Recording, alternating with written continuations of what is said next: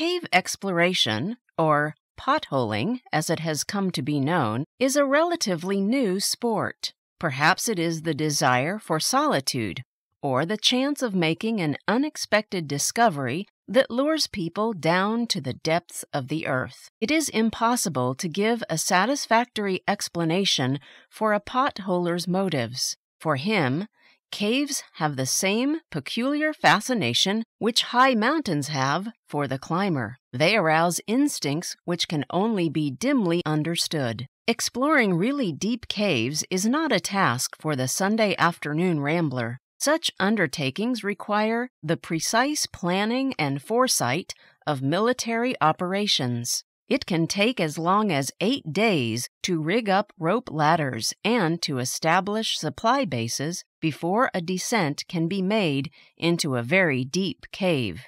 Precautions of this sort are necessary, for it is impossible to foretell the exact nature of the difficulties which will confront the potholer. The deepest known cave in the world is the Gouffre Berger near Grenoble. It extends to a depth of 3,723 feet. This immense chasm has been formed by an underground stream which has tunneled a course through a flaw in the rocks. The entrance to the cave is on a plateau in the Dauphiné Alps. As it is only 6 feet across, it is barely noticeable. The cave might never have been discovered had not the entrance been spotted by the distinguished French potholer Berger. Since its discovery, it has become a sort of potholer's Everest. Though a number of descents have been made, much of it still remains to be explored. A team of potholers recently went down the Gouffre Berger.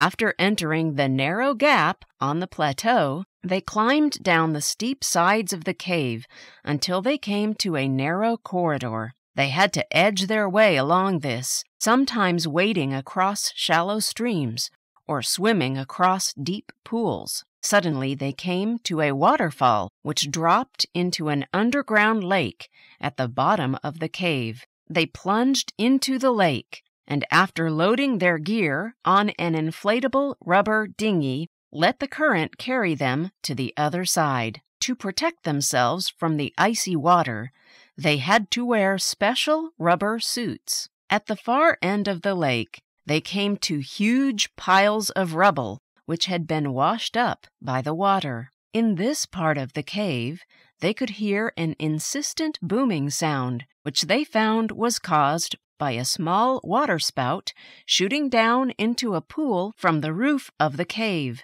Squeezing through a cleft in the rocks, the potholers arrived at an enormous cavern, the size of a huge concert hall. After switching on powerful arc lights, they saw great stalagmites, some of them over 40 feet high, rising up like tree trunks to meet the stalactites suspended from the roof. Round about, piles of limestone glistened in all the colors of the rainbow. In the eerie silence of the cavern, the only sound that could be heard was made by water, which dripped continuously from the high dome above them.